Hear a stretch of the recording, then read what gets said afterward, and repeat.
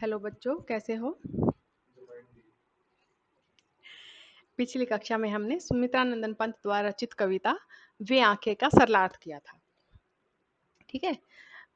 और मैंने कवि की जो कवि परिचय है ये इसमें से भी तुम्हें प्रश्न उत्तर छांटने के लिए दिए थे। उम्मीद करती हूँ सब बच्चों ने ये कार्य कर लिया होगा और सब बच्चों को सरलार्थ भी अच्छे से समझ में आ गया होगा। जिस बच्चे ने वीडियो नहीं देखी थी और सरलार्थ नहीं किए हैं, पहले जरूर सरलार्थ कर लेंगे। सरलार्थ किए बगैर प्रश्न उत्तर ये जो आज हम करेंगे समझ में तुम्हें नहीं आएंगे। तो आज हम करेंगे वे आंखें कविता के प्रश्न उत्तर।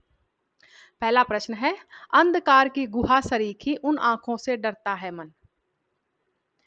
कै इस इन दो पंक्तियों के माध्यम से ये प्रश्न अलग अलग दिए गए हैं। आमतौर पर हमें किन बातों से डर लगता है? तो तुम्हें किन किन बातों से डर लगता है वो बातें बता दोगे। अगला प्रश्न है, उन आंखों से किसकी ओर संकेत किया गया है? उन आंखों से यानी किसान की आंखों से, उन आंखों के माध्यम से किसान के दुख दर्द पीड़ा की ओर संकेत किया गया है। गया प्रश्न है, कवि को उन आंखों से डर क्यों लगता है? हम बताएंगे कि कवि को उन आंखों से इसलिए डर लगता है क्योंकि किसान की आंखों में दुख दर्द और पीड़ा के सिवाय कुछ भी नहीं है।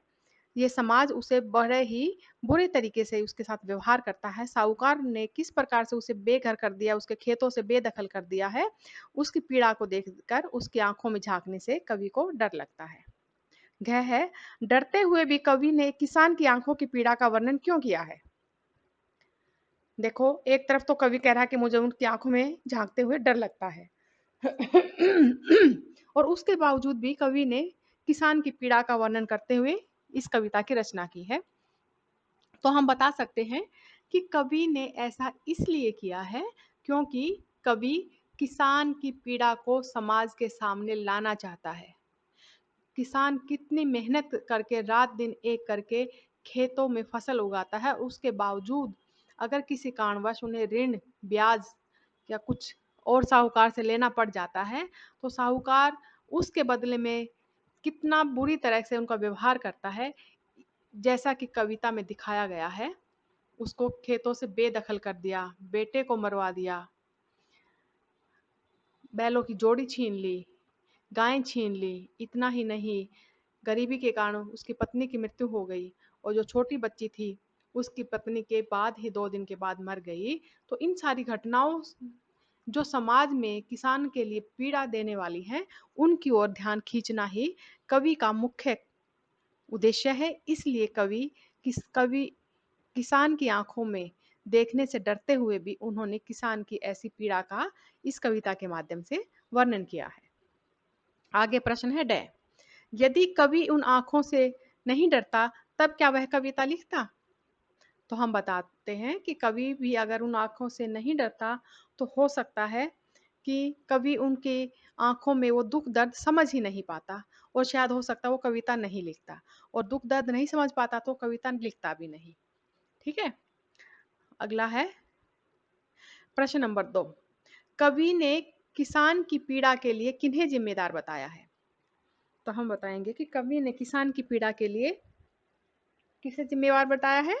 साहूकार को जिम्मेदार बताया है, क्योंकि साहूकार ही ऐसा व्यक्ति है जो थोड़े से ब्याज के चक्कर में उसके सारे खेतों को हड़प लिया है, उसके बेटों को लाठियों से पिटवा पिटवा कर मरवा दिया है। ठीक है, जिससे उसका सारा घर तबाह हो गया है। 2 बैलों की जो जोड़ी थी वो भी ले ली है, उसकी गायें भी छीन ली है, उसके सारे पिछले जो सुख के दिन थे किस जमींदार के कारण सब तबाह हो गया है। इसलिए किसान की इस पीड़ा का जिम्मेदार सिर्फ कौन है? साहूकार है। अगला प्रश्न है, पिछले सुख की स्मृति आंखों में क्षण भर एक चमक है लाती, इसमें किसान के किन पिछले सुखों की ओर संकेत किया गया है? तो हम बताएंगे कि पिछले सुख की स्मृति आंखों में क्षण भर एक चमक है लाती, इन पंक्तियों के माध्यम से उन पिछले सुख के बारे में बताया गया है जब किसान आजाद किसान था, स्वतंत्र स्वाभिमान किसान था और वो अपने खेतों में बड़े ही गर्व के साथ, स्वाभिमान के साथ खेती करता था।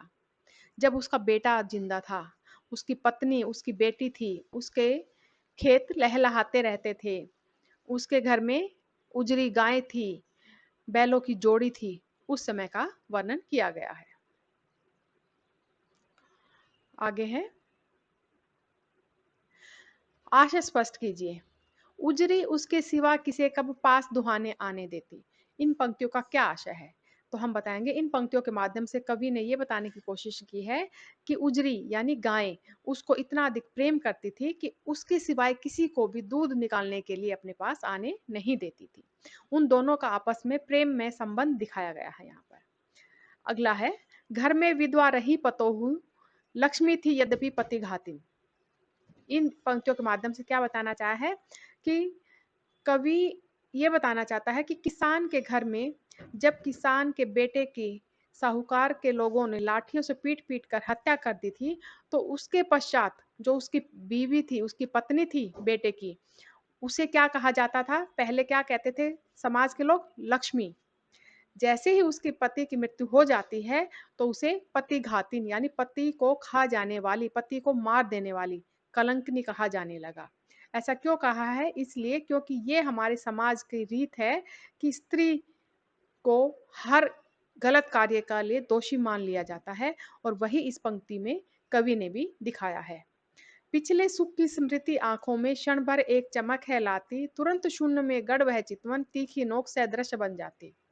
इन पंक्तियों के माध्यम से कवि ने यह बताना चाहा है कि पिछले जितने भी सुख के दिन थे, जब उसकी याद कवि को आती है तो उसके आंखों में एक पल के लिए चमक, खुशी आ जाती है। लेकिन फिर से जैसे ही वो ये देखता है कि वो सारी बातें मेरे से दूर जा चुकी हैं, मुझसे वो सारे सुख के पल छिन चुके हैं, तो कवि की आंखों में फिर वही दुख और पीड़ा आ जाती और निराशा में और दुख में वो खो जाता। अब है प्रश्न नंबर 5। घर में विधवा रही पतोहू, खैर पैर की जूती जोरू, एक न सही दूसरी आती। इन पंक्तियों को ध्यान में रखते हुए वर्तमान समाज और स्त्री विषय पर एक लेख लिखिए। इसमें तुम अपनी तरफ से लिख सकते हो, जो भी तुम्हें सही समझ में आता है वो लेख लिख सकते हो कि किस प्रकार के समाज के लोग दोगली बातें करते हैं। कहाँ तो स्त्री घर की लक्ष्मी है, ये है, वो है कहते रहते हैं, और कहीं कहाँ दूसरी तरफ पत्नी को पैर की जूती बताया गया है कि अगर एक पत्नी की मृत्यु हो जाती है कोई बात नहीं, जिस प्रकार से जूती टूट जाती है उसी प्रकार से जूती दूसरी जोड़ी ले आई जाती है पहनने के लिए। तो उसी प्रकार से अगर एक पत्नी की मृत्यु हो भी गई तो कोई बात नहीं, पैर की जूती के समान है, दूसरी ले आएंगे। तो किस प्रकार से समाज दो तरह की बातें करता है, ये बातें तुम अपने तरीके से किसी भी लेख में लिख सकती हो इस प्रश्न के माध्यम से। ठीक है। अगला है, किसान अपने व्यवसाय से पलायन कर रहे हैं, इस विषय पर कक्षा में चर्चा कीजिए। तो ये जब आगे कक्षा लगेगी हमारी जब चर्चा कर सकते हैं। बाकी अब इसके बारे में मैं बता सकती हूँ। पलायन का मतलब होता है छोड़ देना, उस जो चीज से दूर भागना।